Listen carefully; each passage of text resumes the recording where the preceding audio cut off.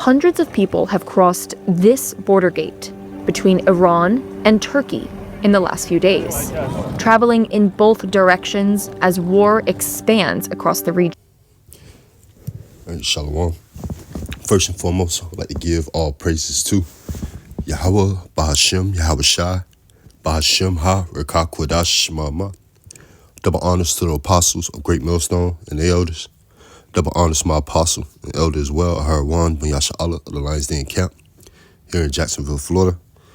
And salutations to the fellow Akim, Atwafium, and Bunyam children that believe in truth and sincerity. All right. And it's just a land back, all right, going into the elders lesson on how the Euphrates rivers is being dried up, all right, as we've been going into for a while, all right. Elder been going into that topic for over a decade, all right. Speaking on the Kurds, all right. The ground invasion is speaking on pertaining to the elders lesson. And as you can see, this Reuters short clip, all right, showing you the border of Turkey and Iran, all right. So this is the climate pertaining to the spiritual weather, all right. The war that's on the brink in that region, to where the people that live amongst these regions, all right, or have family in these regions are strategically moving around, all right, back and forth. As you heard that they said they're going from both ways, all right, coming in and coming out. All right, it's a lot of movement on that border, all right, specifically because the Lord's will is being established, all right. You know, the Kurds symbolizes, you know, prophecy as well, all right, the end of an empire, as so the Byzantine Empire, all right, the Lord's purpose in that region during the time of Pharaoh Necho. Elder goes into a lot as well, all right.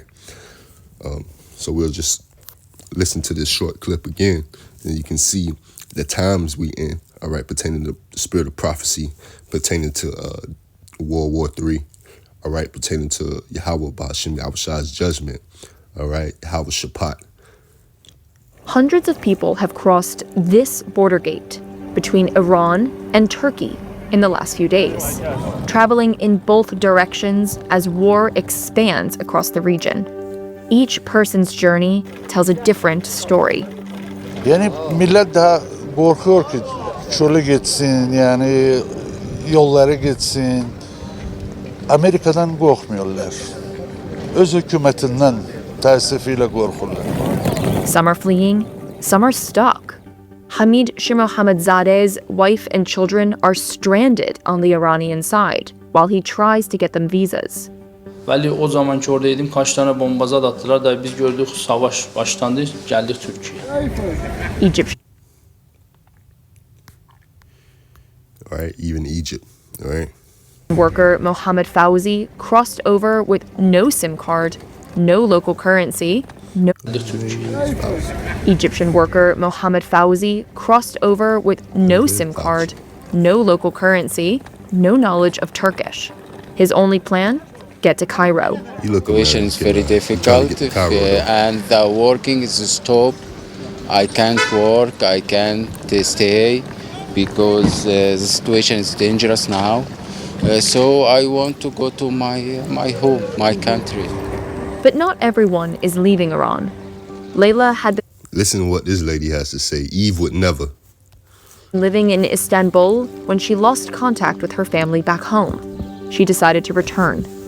I cannot God be you know, understand me, against bomb. But when I feel I can with them together, maybe we together die.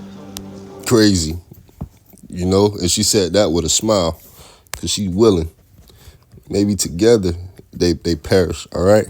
But she go be with her family, all right? She go move around to that region, all right? That brought to me the thought of 2 Ezra chapter 15 to 17, man. A man shall desire to go into a city and should not be able, all right? And we know that's ultimately speaking on when this regional war gets expanded, all right, globally and comes to the shores of, you know, the land of the Chaldeans, all right? This second Egypt over here, pertaining to the land of the north, representing North America. All right.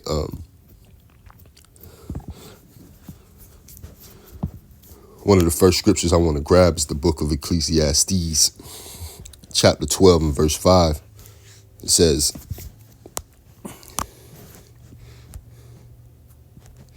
also when they shall be afraid of that which is high, and fear shall be in the way, and the almond tree shall flourish, right? You know, almond tree representing the prophecies, all right?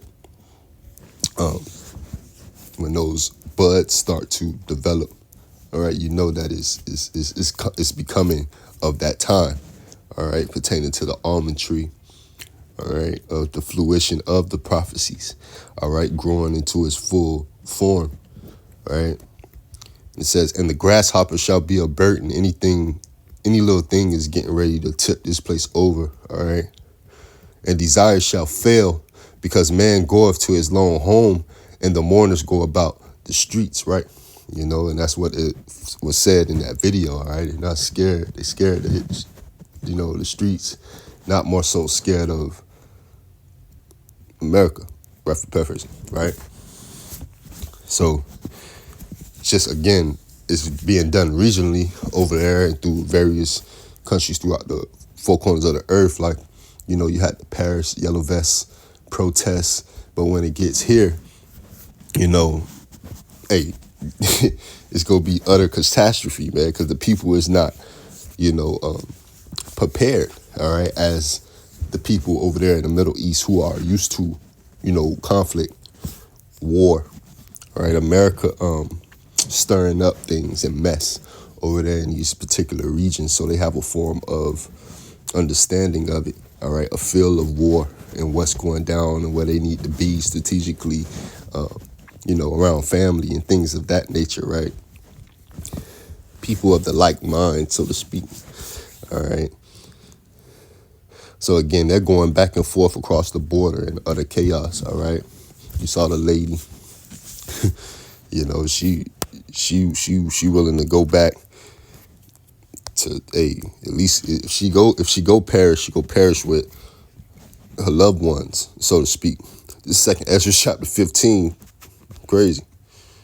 In verse 17.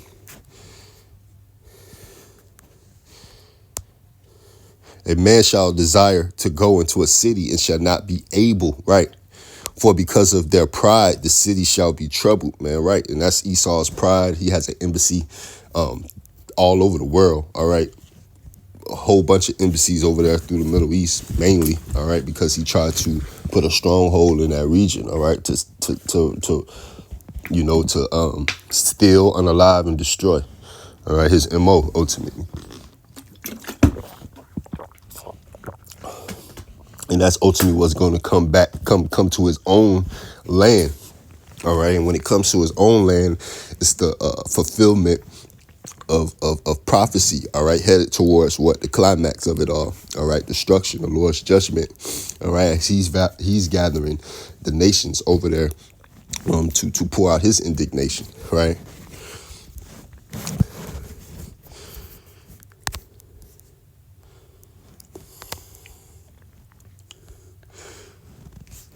This is the book of Revelations, chapter 9, and verse 14, as the elder went into, all right, on how what this is being done after the Lord spiritually, all right, took that land mass of water, right, to dry up for these people to go over there and fight, all right, for them to have no longer a border, a bounds that they can't pass, a separation, a mediator, a divider, to where now they're being invaded by you know, NATO in their fraction.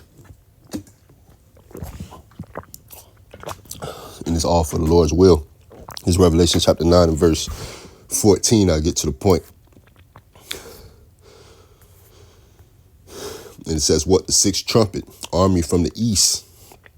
And it says, and the sixth angel, verse 13, sounded, and I heard a voice from the four horns of the golden altar, which is before Yahweh, right?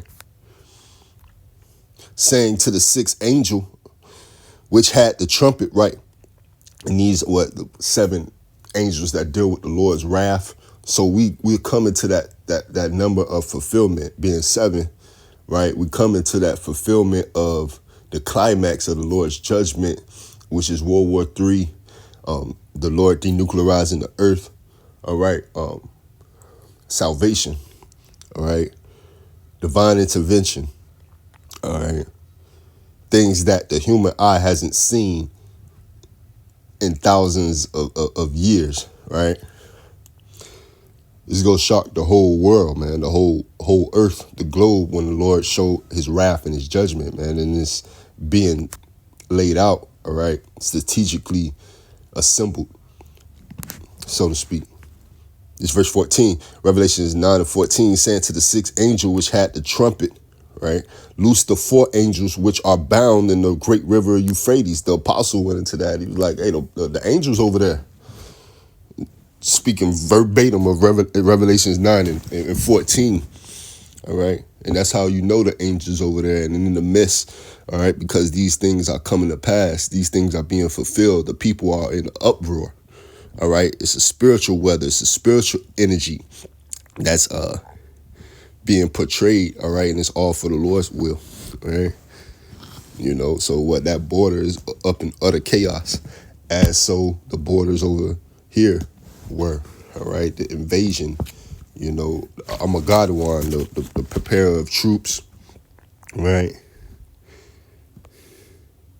It's Revelations chapter 16, verse.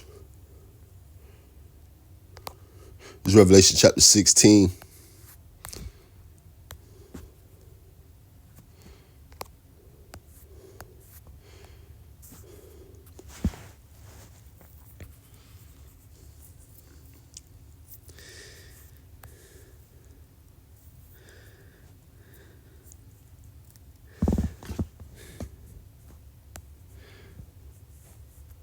Is verse 16 and verse 12. And the 6th angel poured out his veil upon the great river Euphrates, and the water thereof was dried up, that the way of the kings of the east might be prepared, right?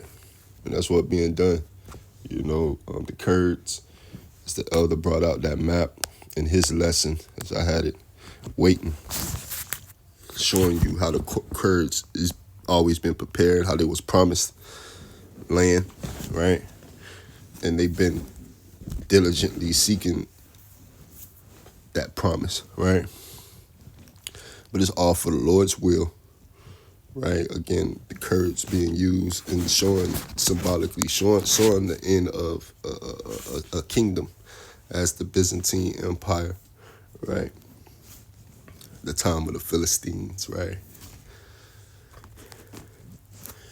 When it comes to the time of Pharaoh Necho,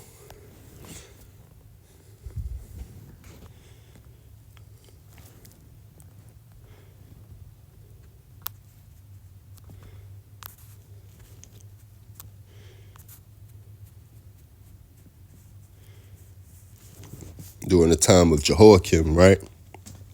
Says what?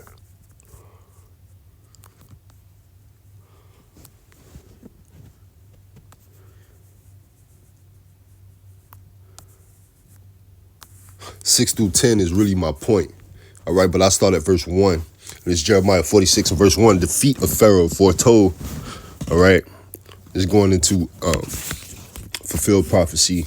All right, but ultimately is symbolic for today. And it says here in verse 1, the word of the Lord which came to Jeremiah the prophet against the Gentiles, right?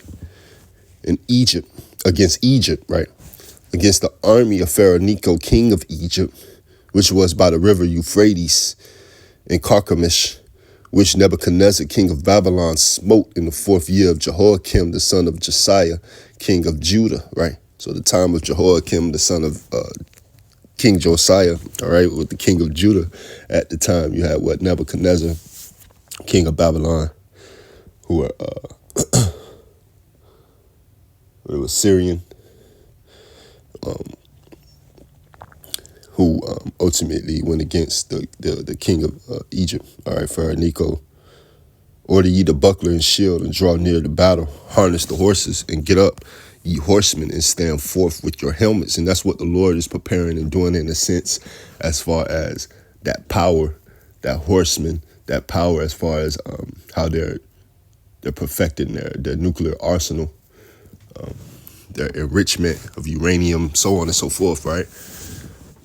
It says, as far as in these times versus the ancient times of literally, preparing for war, physical war, battle, ground troops, riding, spears, horses, so on and so forth, right? It says, harness the horses and get up, ye horsemen, and stand forth with your helmets. You can read it in a parabolical sense on how the Lord has done a new thing on the earth. And, he created the smith to blow off the coals, right? And, this is a coward's war, right? The push of a button. So look at it spiritually. It's Jeremiah 46:4. Harness the horses and get up, ye horsemen, and stand forth with your helmets. Furbish the spears, right? Furbish them. And put on the brigadines, right? Sort of like what he's referring to in Joel. Turn our plowshares into pruning hooks. Wherefore have I seen them dismayed and turned away back?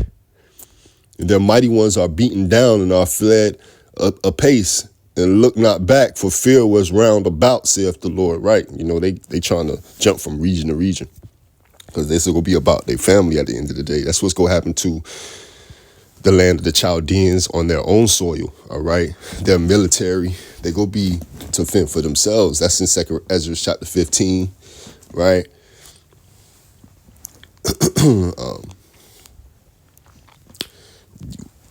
Revelation, 2 Ezra chapter 16, all right? But really 2 Ezra chapter 15, all right, going into, let's get it right quick. Sedition among men, right? Invading one another.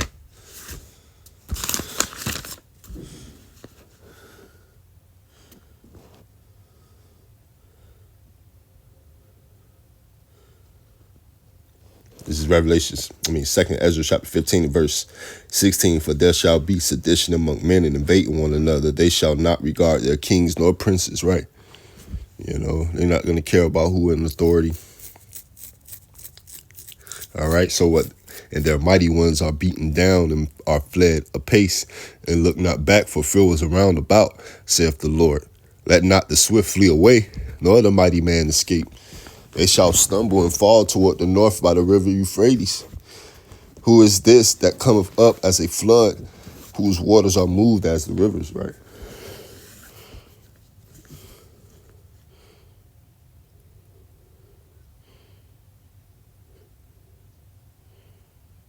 It says, Egypt riseth up like a flood, and his waters are moved like the rivers. And he saith, I will go up and will cover the earth. I will destroy the city and the inhabitants thereof, man. All right. You got what? Ezekiel 38 at play. To where what? The Lord's go put in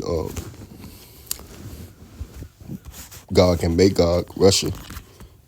That evil thought, all right, to where they're going to be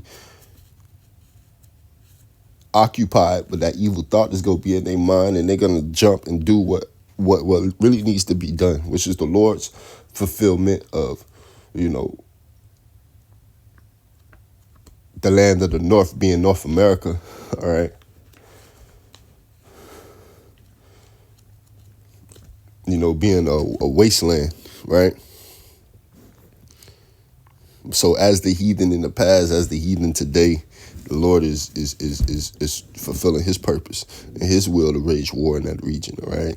Again, the river Euphrates is being dried up. Those people are, going back and forth trying to find some form of rest, and it's not going to be rest, all right? Because it's all designed and going to equate from the regional war all the way up to, a global reset, all right? To where the Lord is going to intervene in that global reset, all right, to establish his kingdom. All right, it was all for his will to destroy the wickedness and put the heathen out of rulership in this particular realm, all right? Shalom, Habatal, DTA, into the next one.